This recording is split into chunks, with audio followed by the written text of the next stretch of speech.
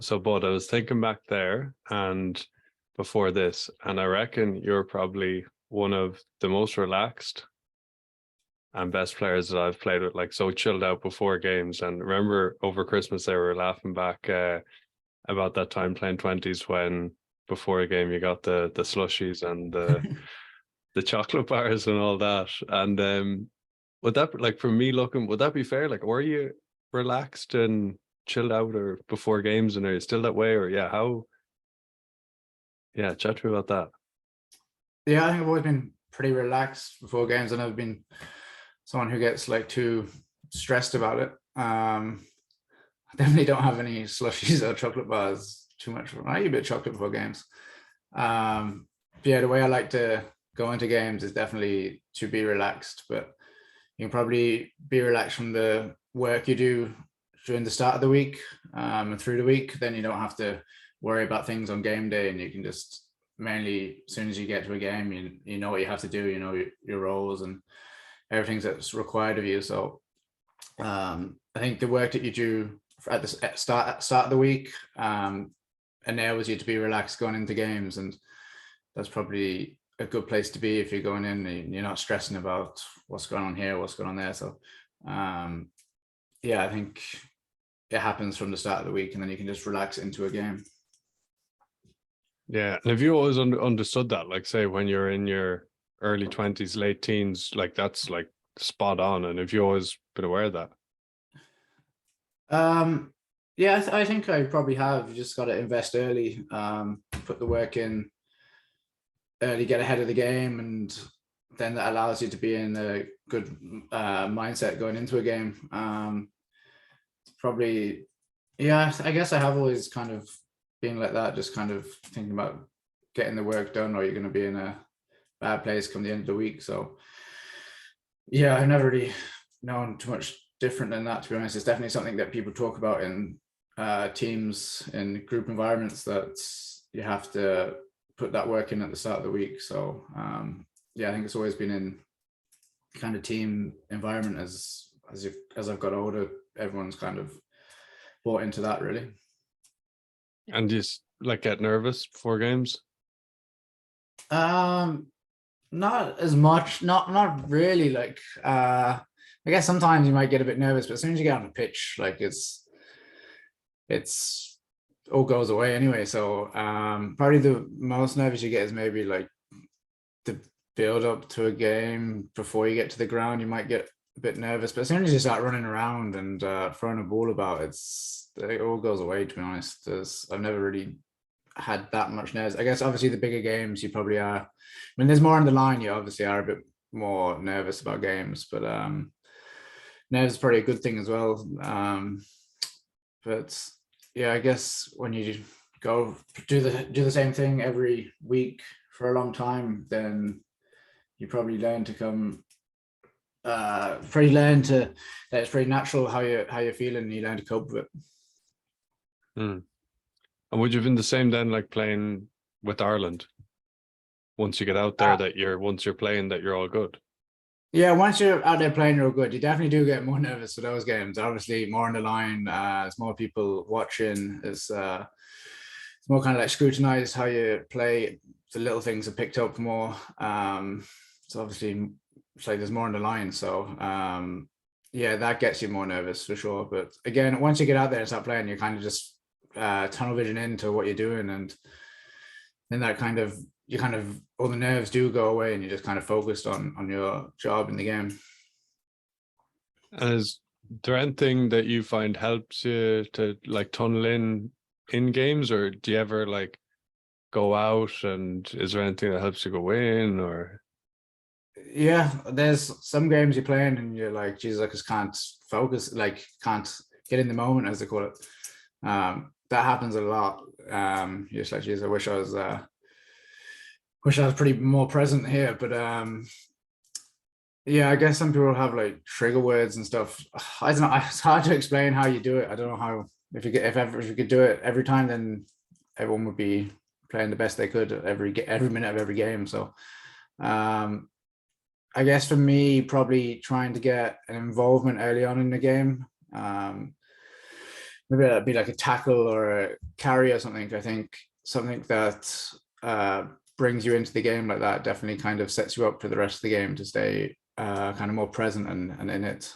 That's what I found throughout my career anyway. You always got to try and get that one involvement early on to kind of bring you into the moment of the game. And you mentioned it scrutinized, as I can imagine that's tough. Like, have you ever found that difficult? I think it's definitely brings you up a few levels. I guess it's more like if you play in a higher standard, then you're like it minimizes your, like, if you do something wrong, it's like it's more obvious. So I think everything you do when you play at a higher level, like if you pass a board, it's like just slightly check somebody or something, and that's probably going to get picked up in a higher level game than if you're playing a lower level game. No one's probably going to notice that the next person's going to be able to get it away or something like that. So it definitely brings your game up another level. So I don't know, sometimes things like that can be out of your control. You know, you might get pushed to the rock or something, but I guess as you get older, you kind of realize that those high level games, they require more. Everything you do, you got to make sure you're on the ball. Everything's got to be perfect, or otherwise the consequences of it are picked up and affect your team, and people notice that the higher you go. So it sounds like you're kind of saying that you somewhat like that, or kind of like rise to that, versus find that really difficult to cope with. I think it helps you, yeah. Because if you're not on the ball with that kind of stuff as you play higher, then you don't get picked anymore. So yeah, I think the higher you go, the more kind of things are picked up. So yeah, that's basically what I'm trying to say there. And do you ever feel it or hear it from like people on the sidelines who probably don't know what they're talking about? Not during games, you don't. Obviously, you can't really hear too much from the sidelines during games, but you might chat to somebody out on the street or something like, "Why do you do this here?" and all something. And sometimes you just like, "Oh, that's part of the game plan" or something. Like, "Why did you kick the ball here?" or something. You know, it's like that was the game plan. But you know, you take a bit of a pinch of salt. You kind of know what's required of you, what's asked of you, and the main thing that matters is what the coaches want of you and what you're delivering. Yeah, just getting clear of what the game plan is and just doing that, and then not worrying about people talking shite on Twitter or stopping you on the street. No, yeah, that's it. Like, I think all players gotta know what the coaches want of you, and it's you got to deliver what they want and what the people around you want in the team. So I think most players probably know that if you hear something outside of the team environment or the group environment that's kind of not really related to what the team or coaches want, then you kind of know to block it out, to be honest. Something kind of related to that, I was doing a talk in a school there in Ireland a couple of months ago, and one of the lads said, how do you block out outside noise in that other people are expecting us to win? Or like, you know, there's pressure coming onto us because people are now expecting us to win games. What would you, if someone asked you that, what would you think on that? For a start, I think everyone goes out to win games. There's always a pressure from within the group environment. And again, that kind of drives the team. I think as players, we kind of know that people outside the group obviously want us to win as well, and everyone is doing the best they can to provide a result. I think everyone kind of in teams probably talk about just trying to keep it internal and just trying to focus on what we can control. But like I say, everyone goes out to win rugby games.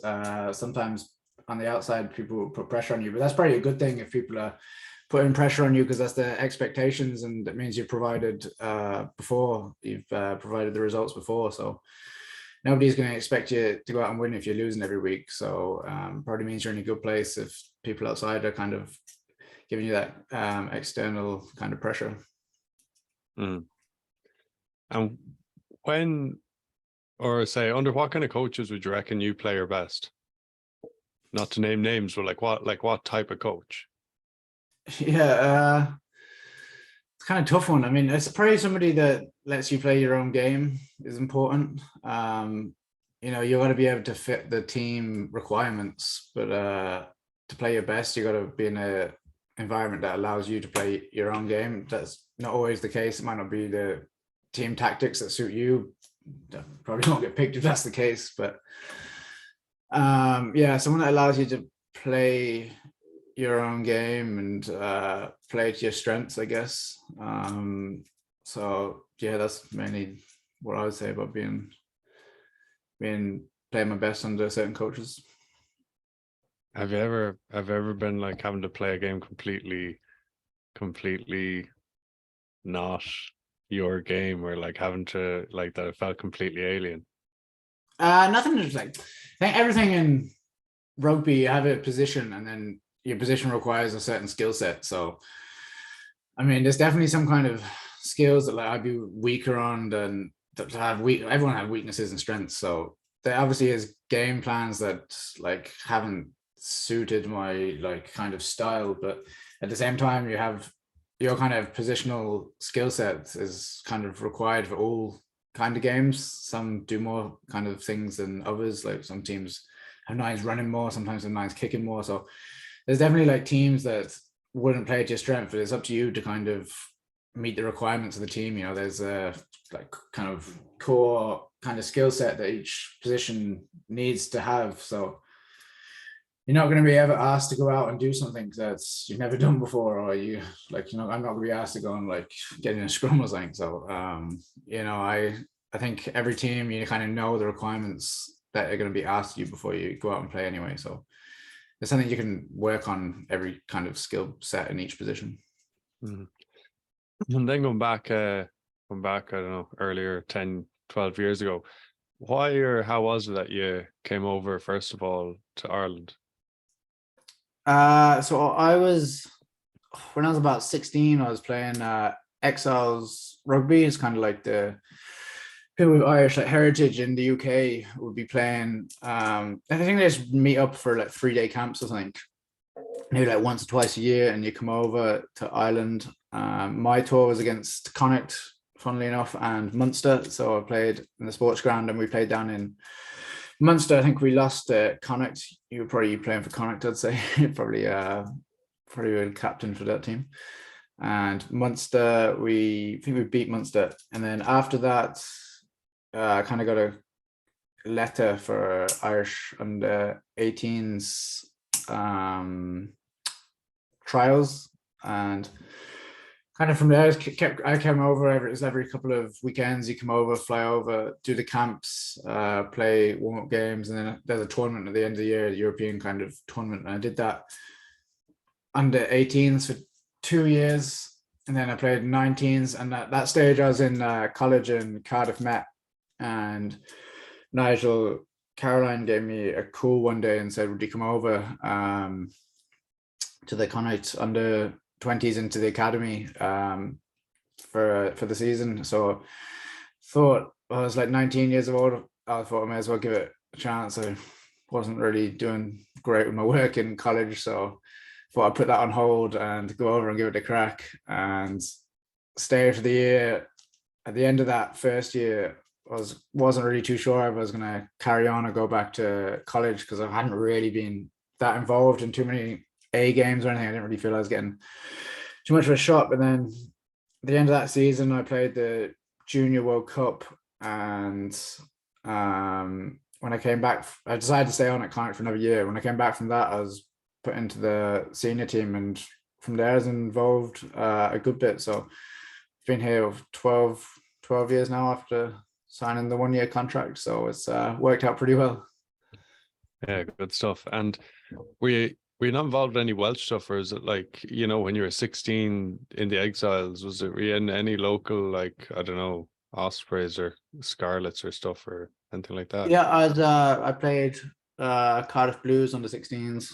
And then I kind of went away. I went up to school in England for 2 years, so I went away from, I got invited back then into the like 17s and 18s, but I was like, I'm going to school about 4 hours away. I was like, I don't think this is feasible. So they told me, yeah, it's okay. Like, you're obviously not gonna be able to come back for 4 hours like every week to train and stuff. So I kind of parked that, and I went to school in the UK, and then that was kind of the end of that until I came back to Cardiff. I was playing Cardiff Met, which is pretty good standard in Wales. And from there, I kind of got picked up into the Irish under 20s kind of stuff. So that was how I kind of like transitioned over. I wasn't really in that Welsh system for too long, really. And how did you find stepping up into the Connacht first team that first year? Because you played, didn't you then play like 20 or 30 games in a row right off the bat? Yeah, I played that whole season. Started every game that season, I think, which I look back on it now and I don't know how I really do that. I won't be able to do that now. But back then it was kind of didn't really, it was like, you know, no different. Like, it was you kind of felt grand playing every week. But yeah, I kind of like, when I came back from that World Cup, I kind of started the preseason with Connacht, and there's a good few injuries at 9, so I was kind of chucked in there a bit. I think all the 9s were injured, so I was probably the only one left, and I got a shot, and thankfully it went pretty well for me. So from there, started the season off. And again, lads just kept getting injured around me, so I just kept getting more and more opportunity, and like you said, ended up playing every game. So I was kind of lucky, I guess, that I got, well, I was lucky, as unlucky for the other lads, they got a few injuries, but it definitely made my pathway into the team a lot easier for me, just to be put in there and kind of like sink or swim, really. And luckily it worked out.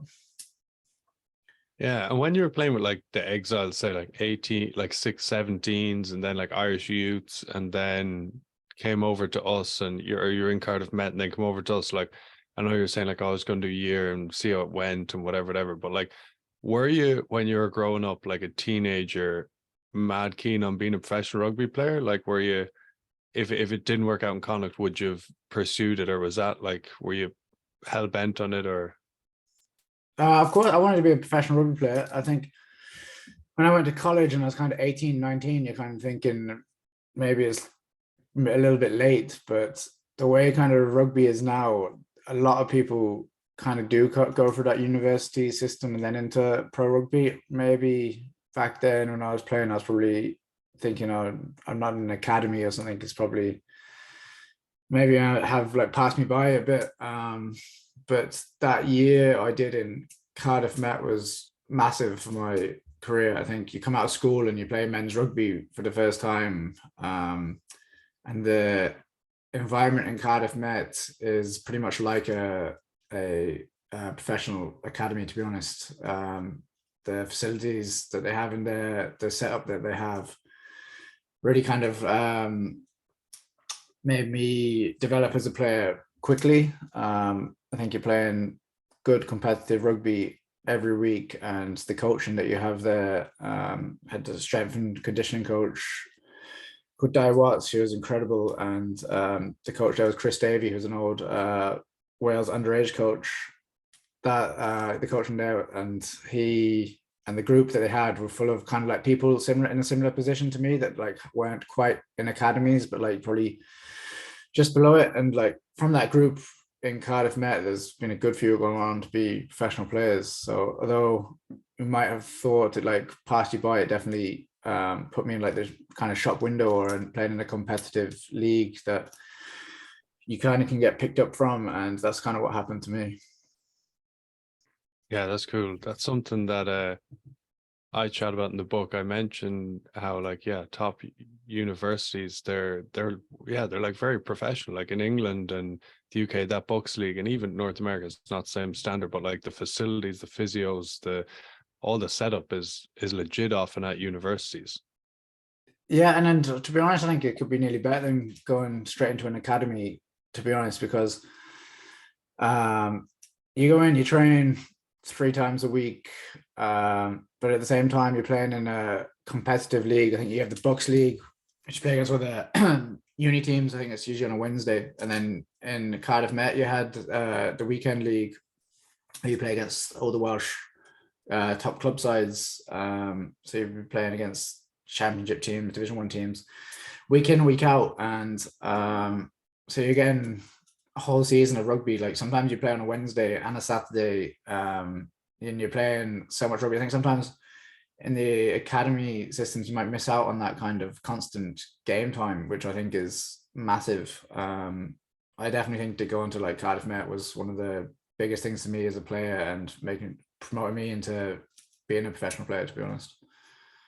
Yeah, that's mad, 'cause it's something that I have thought about, but yeah, like players going into academies, and fair enough, there's one side of it, you need to get big in certain positions, put on weight, but like you get better at rugby by playing rugby, don't you?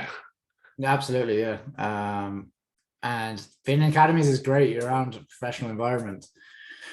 I you get to play games when you but this. I'm just saying, like the environment you're in and the uni system. I think everyone's kind of knows that they're like kind of outside of that academy range, and it kind of is a bit of a last shot, really. So it's very professional. You kind of it's kind of makes you disciplined into the same way that a rugby player would be, and just gives you that opportunity to play week in, week out. And I think that's massive. And when you were jumping into that Connacht team, like stepping up, how did you feel about that? Like, were you like, that was just such a mad step up, I think. Like, going in just week in, week out, playing every game. Like, were you comfortable, or were you nervous, or were you confident, or what were you thinking? At the start, I was definitely nervous. Probably going into a standard that you're not really used to. So it does take a bit of getting used to the physicality, the speed of it. But again, the more you play, the more comfortable you come with it. So definitely the start of the season, the first few games, you are kind of getting used to what's expected of you, and like how you need to perform or prepare. And then, like I said, the more you play, the more you get comfortable with it, and then the more it just comes natural, and you kind of get used to what's expected of you. Mm.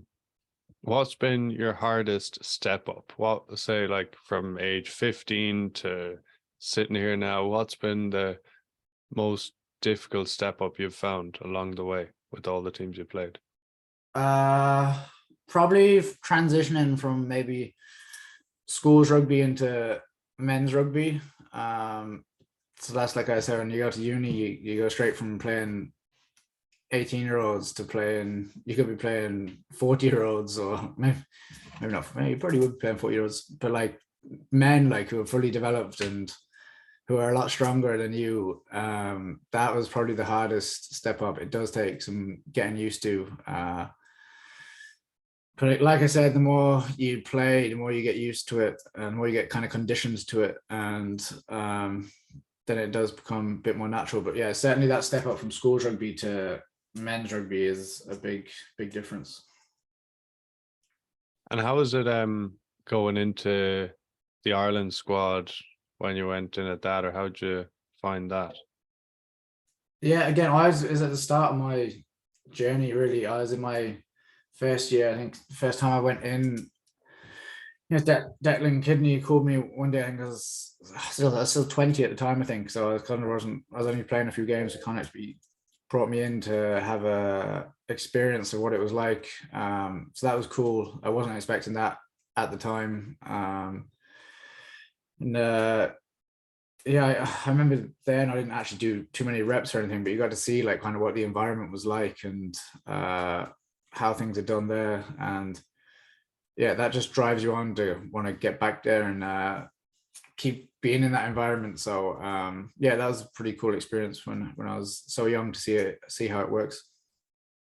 And would you have been like say, I remember when we were 20s, like doing lineouts with the senior team or something, and just being like, oh God, like geez, like kind of shitting yourself a bit, but like, not being comfortable, of course, like, not being comfortable at all, like just, but and stepping into different teams would have felt like that. But yeah, do they do anything to help you feel comfortable within, say, like as you're stepping up into these environments, like you said, a 20-year-old going into an Irish setup, like that's mad.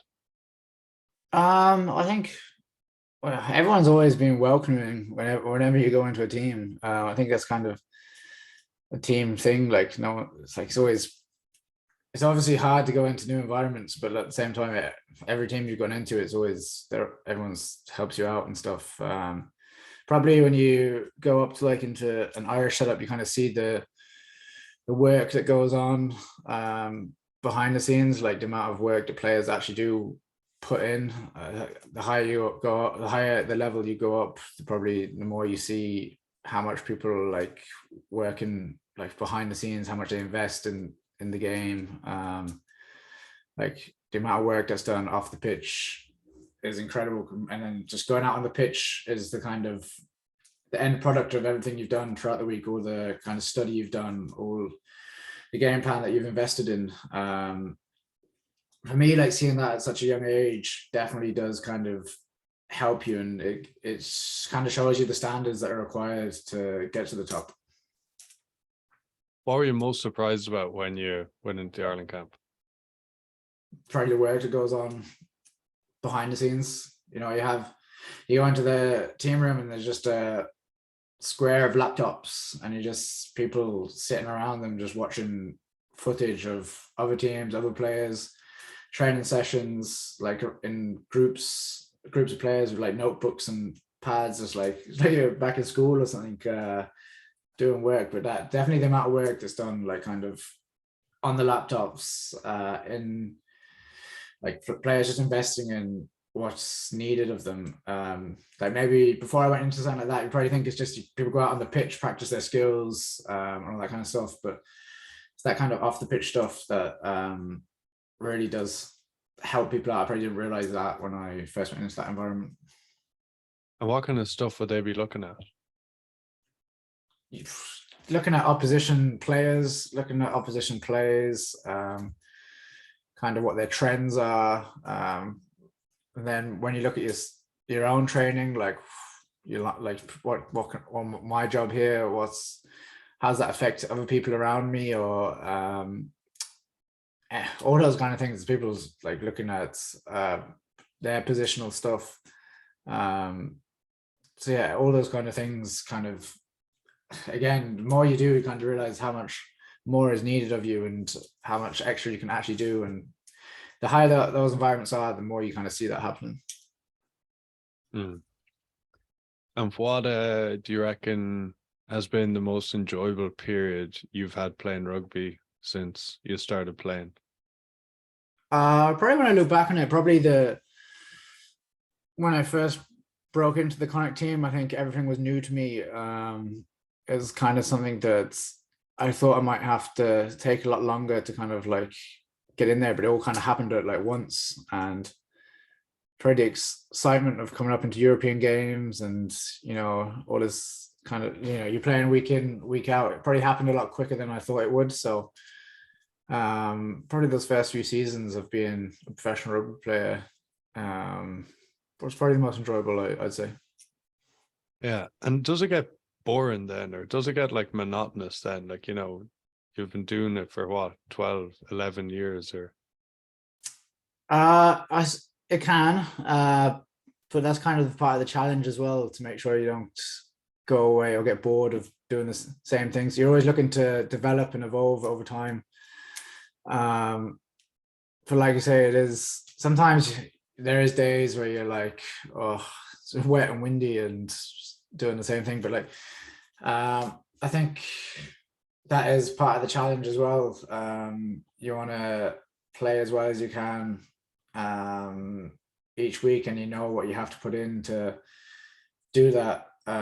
So yeah, I guess you kind of, as you get old, the longer you play, it probably loses its novelty a little bit, the training and stuff. But definitely not with games. You get the same kind of buzz from games every week, especially those big games. You never get bored of that.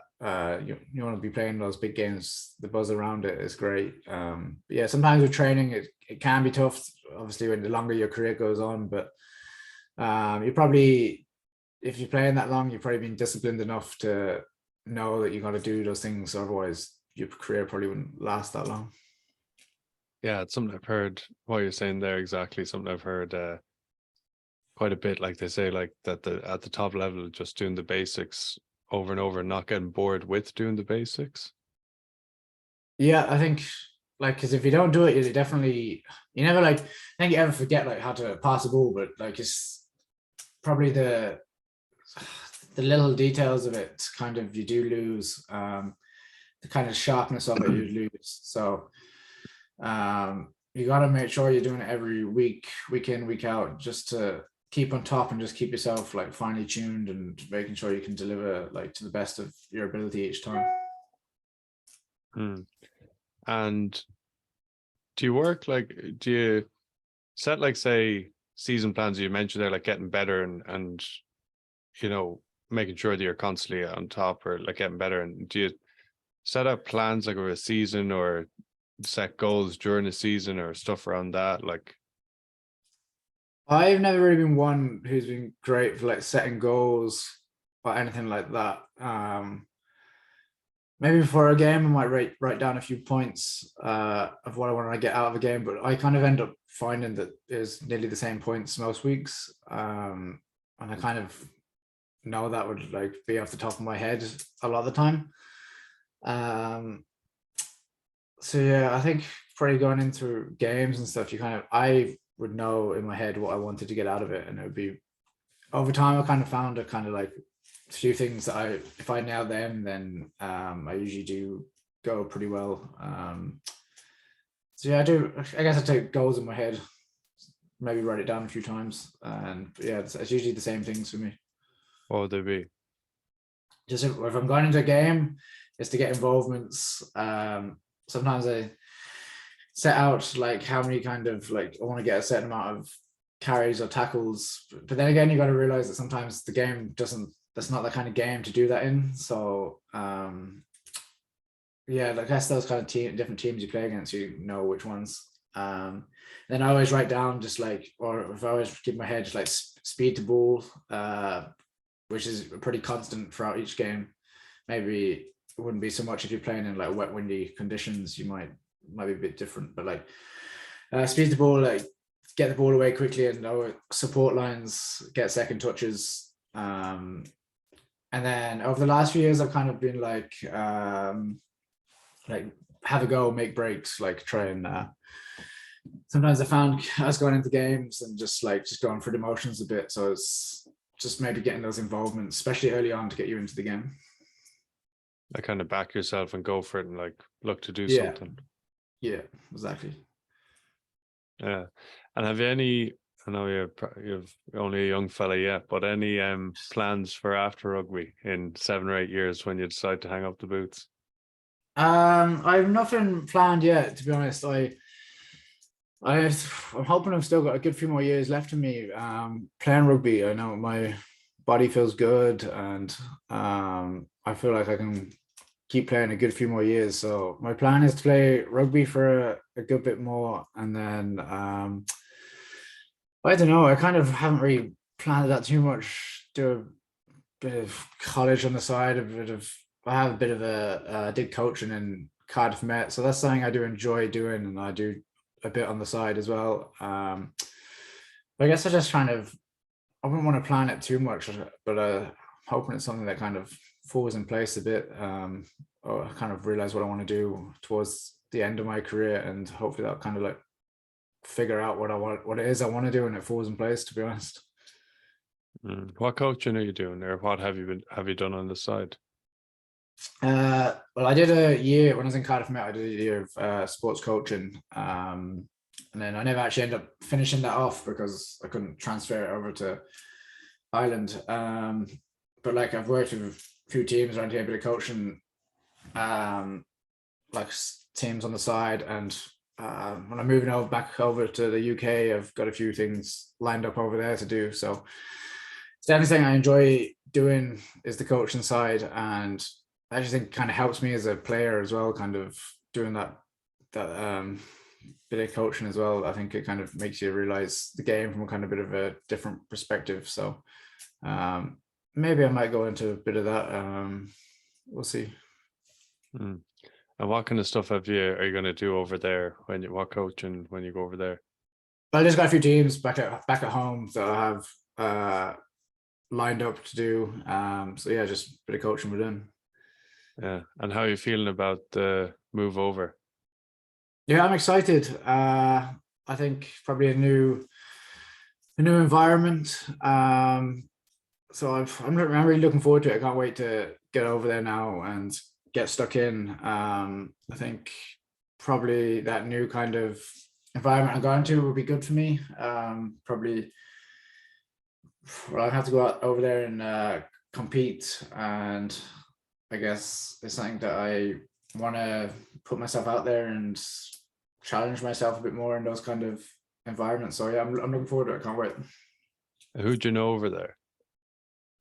And the players, Yeah, or in Bristol, is Jake Keenan there? Or? Jake's still there. AJ McGinty is there. So there's a few lads I already know there. We've spoken to them about the move over, and they speak very highly of the place. So yeah, I guess that probably kind of helps a little bit knowing a few lads already there. So yeah, that kind of helps it out a bit moving into those new environments. So yeah, looking forward to that. And do you have to go and find a house to rent, or have you done that, or do they I haven't sorted. Yeah, I have. I was looking for a bit, but it fell into place, and I think I have something sorted. So that kind of takes a lot of the stress out of moving over off. Yeah, good stuff. Will you get a few weeks off then during the summer whenever Connacht, whenever you finish up with this season? Yeah, usually we get like 5 or 6 weeks off. I think it probably ends up from when we finish the season, depends how far we go in the competition. But yeah, you usually get about 5 or 6 weeks off, which is much needed. Kind of need those few weeks to rest the body up and get ready to go again. So probably get away for a bit. Just switch off from rugby for a bit, and then be fresh and ready to go for the start of a new season. And what do you do outside of rugby during the season, we'll say, to keep the body good, or like to stay fresh and to stay in good health?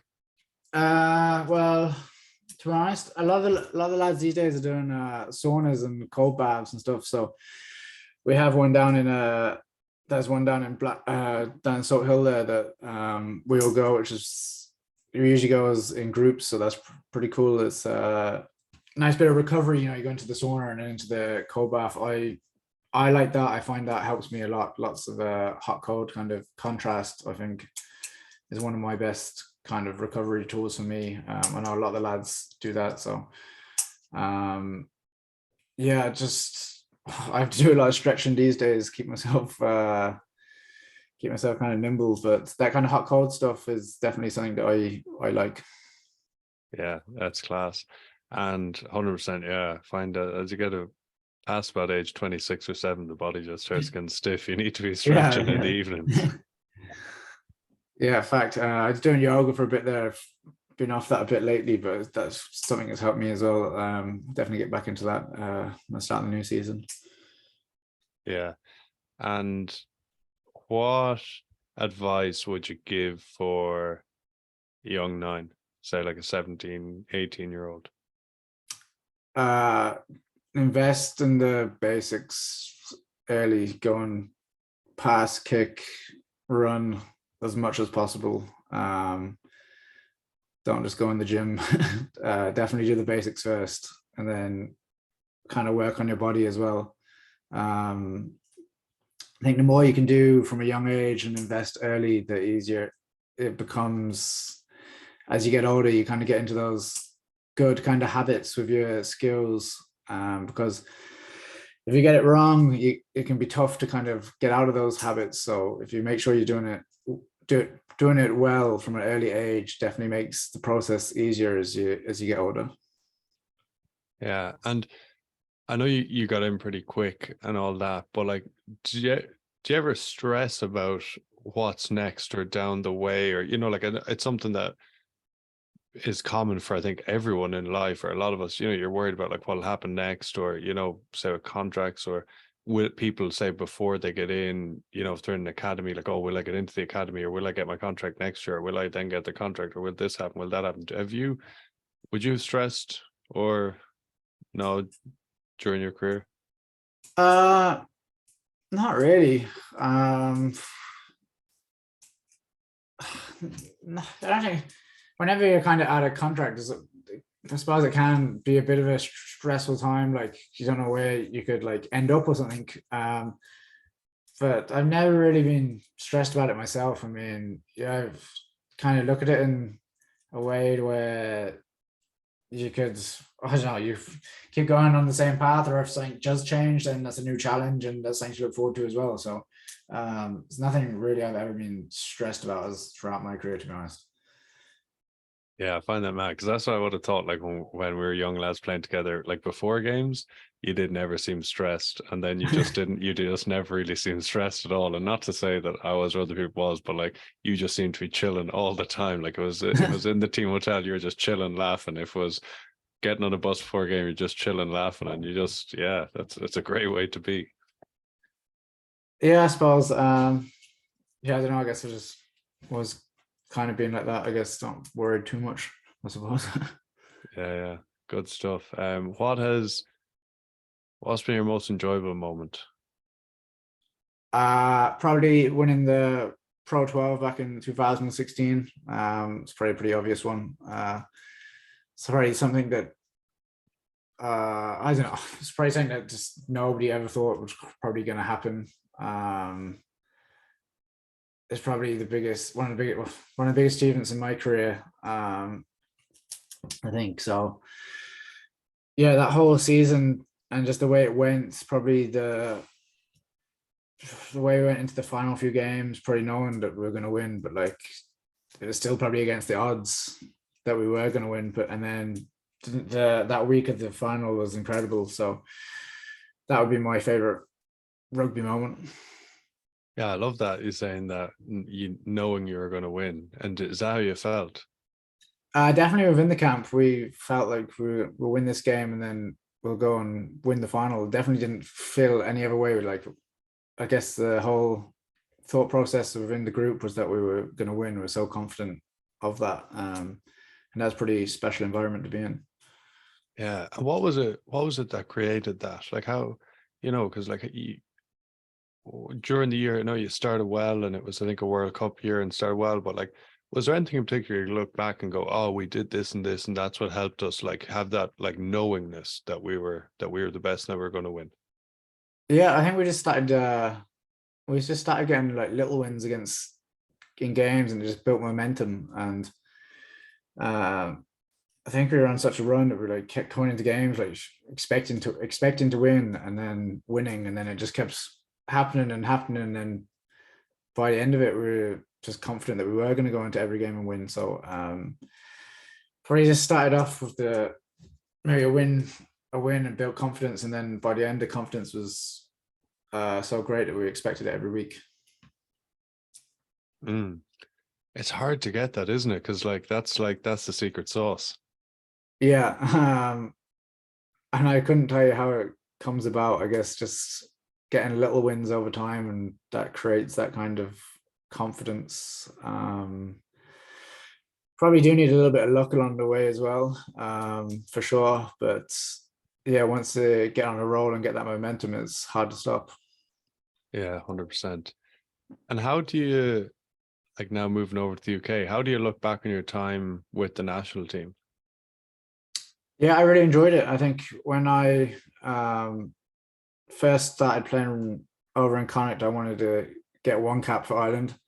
And then when you get one cap, you want to get another cap, and then you want to get as many caps as you can and stay in that kind of environment for as long as you can. Probably obviously would have liked it to go on for a bit longer and play more start more games, play more games. But I think at the time I was in when Murray was around and he was the best in the world.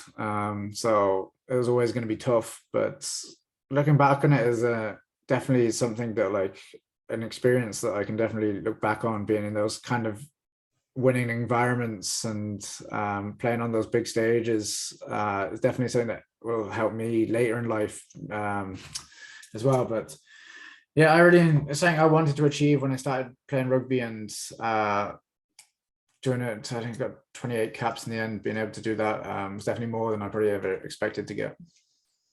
Yeah, it's unreal. It's class. It's like, yeah, you're very close challenging the best nine in the world in the best team in the world.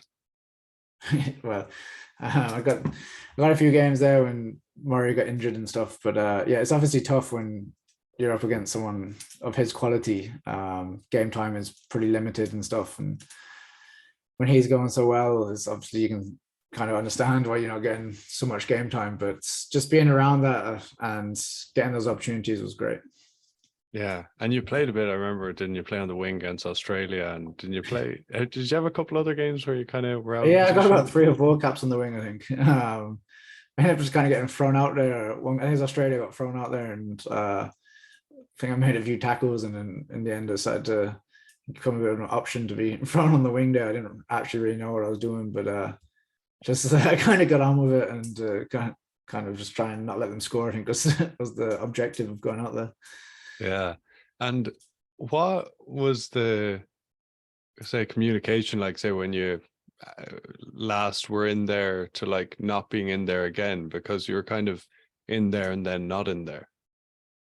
Yeah, you kind of, I guess, as soon as you're out of the picture, it's very hard to kind of get back in. Teams kind of, I guess, they move on and kind of like to keep bringing players through and developing this, like, kind of get that new kind of